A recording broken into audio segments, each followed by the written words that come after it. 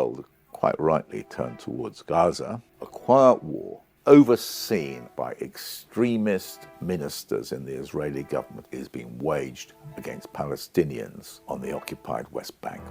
Israel insists that it's fighting Hamas. But in the West Bank, Fatah is the leading political party and Palestinian authorities in charge. So what is happening in the West Bank is nothing to do with Hamas and does make this conflict look more like one between Israel versus Palestinians than Israel versus Hamas. I've just got back from the West Bank, having spent the best part of a month talking to people who almost every night were being visited by settlers who would come in and destroy their cars or beat them up or often hit their wives. Their children were traumatized by this. And the message really was get out or die. It's lawless. Kind of reminded me of Mad Max 2, if you've seen that nightmare film. And the settlers are a bit like that. Sometimes it might be villagers going out to collect their olives, and a pack of settlers might emerge with M16 machine guns and spray bullets around the place to scare them off the land, or they use the guns to beat up some of the male villagers and then shoot the water tanks, come in also with bulldozers. Cars are incinerated, the houses, there have been attempts to burn down the houses, the sheep, etc. have been scattered, in some cases just shot. They burnt the olive groves, and they come into your house and they'll smash up your house, and then they will steal for your money, and acts of incredible aggression. The Israeli authorities just don't do anything about it. The international community is mute. When I last looked, 16 of these little village encampments have been erased. The villagers have found it just impossible to survive. They've had to leave their land. And this is, of course, a crime under international law, a forcible dispossession of occupied people from their land and their replacement by another people brought in by the occupying power. And there's no question that these settlers are protected by the Israeli Defense Force. There's a tendency for the police to say, no, nothing to do with us, because the police, of course, are under the overall control of this delectable character, Mr. Ben-Gvir, head of the Jewish Power Party, settler leader, very sympathetic to the settler cause. Hanging on his front room was a picture of the mass murderer Goldstein, who went into the Tomb of the Patriarchs and machine gunned to death 29 Palestinians. Goldstein is a man very widely admired for that act of murderous violence, and Ben-Gvir admired him. אמירה מאוד מאוד מפורשת. כשהבן שלך בא ושואל אותך, מי זה אבא? מי זה האיש הזה שם בתמונה? שהוא צדיק, אני אומר לו שהוא גיבור, אני אומר לו... And he represents a particularly dangerous tradition which really sees Palestinians as having no rights to any land in Palestine. Along with his comrade in arms, the head of the religious Zionist party, Bezalel Smotrich, they're brought into a coalition with what is in any case a really right-wing political party, Likud, with Prime Minister Netanyahu, in order to save his skin politically and actually keep himself out of jail, because if he's out of power, he's very likely to be convicted of corruption and go to jail. And what does Netanyahu do? He gives the West Bank to these two racist settler leaders. Ben-Gvir is made National Security Minister. Smotrich is made equivalent of Chancellor of the Exchequer, Finance Minister, but he's also given this title of head of the civil administration, if that's an Orwellian title, if ever there was one, in the West Bank. It's important to understand what that actually means. To understand that, you have to understand a little bit about how the West Bank works, and indeed how the system of apartheid, as it's regarded by most human rights organizations, actually works. If you're a Palestinian living in the West Bank, you don't, under Israeli law, have any rights of any kind. You are subject to military law. Now, if you are a settler living illegally under international law in the West Bank, you have full civil rights. There's a complete difference in status. The civil administration of the West Bank is in the hands of the military. It's up to Mr. Smotrich to decide whether or not Palestinian can move around the place safely, or to Mr. Smotrich to decide whether he or she can build a house, and so forth. He controls the details of the ordinary lives of Palestinians, while Ben-Gvir has security control. And the two people given this position are two of the ugliest, nastiest, bigoted racists you can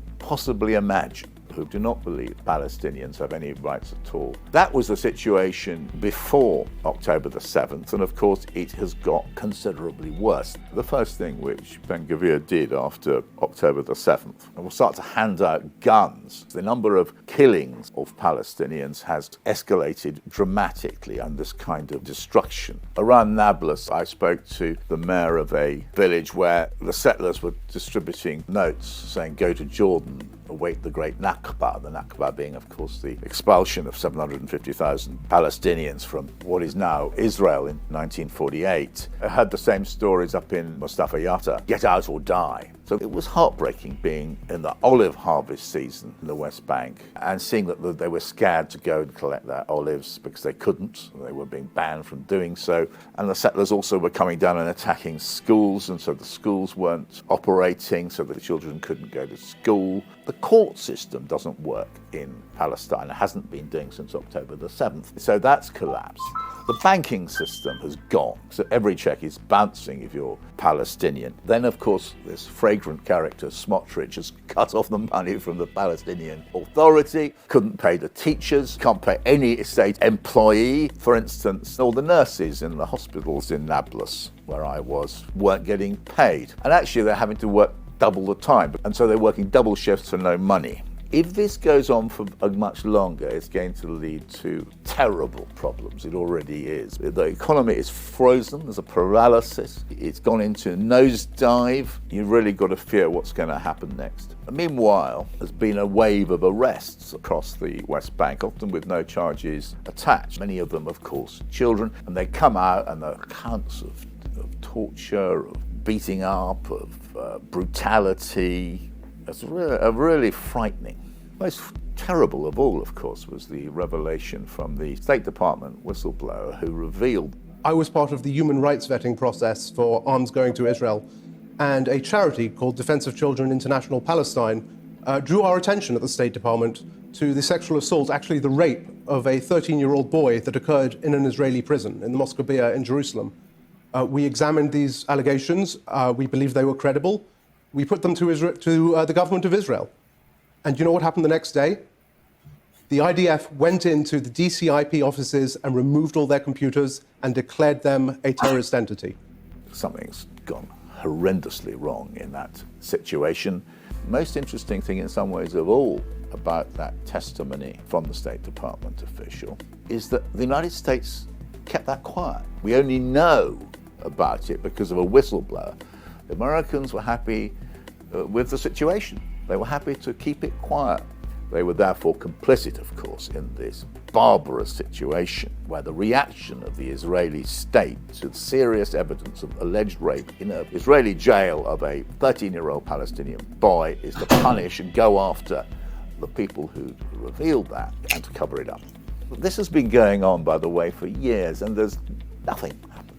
When the Foreign Secretary, James Cleverly, went to Ramallah, where the Palestinian Authority is based in the West Bank, before October the 7th, the settlers had razed a village where about 150 people had lived, called Ain Samia, quite near Ramallah. And Cleverly wanted to go there and see what had happened, particularly because there was a school which Britain had helped fund, which had been destroyed in this village. And he asked to go, and the Israelis said, no, you can't. If he'd actually cared, he would have made a fuss. He'd have said, I have been banned by the Israeli authorities from going to this Palestinian village which has been destroyed by settlers. But he was good as gold.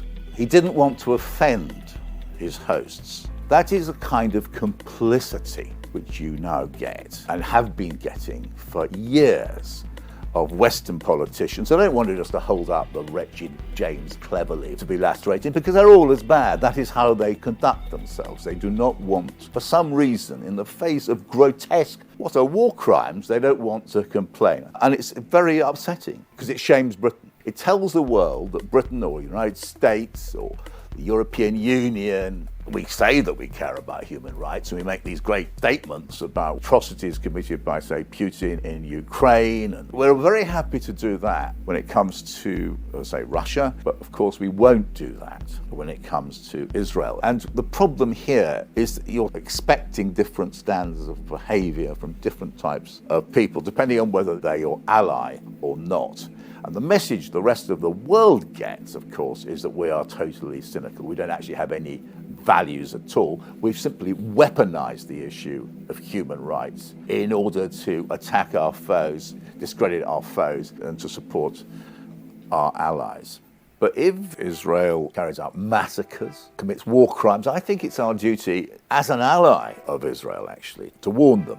When Rishi Sunak went to Tel Aviv shortly after October the 7th, he said Britain was giving our unequivocal backing to Netanyahu, i.e. we were handing him a blank check. Already by that time, Israeli leaders were coming out with genocidal statements. It would have been the act of a true friend of Israel to have issued a warning. Act carefully, obey international humanitarian law, do not kill innocent civilians. We got none of that from the British Prime Minister, who failed in his task as a statesman. As for James Cleverly, the Foreign Secretary, he was dismal. I mean, he went there and he allowed his Israeli counterpart to take over, answer his questions for him. It was quite pathetic.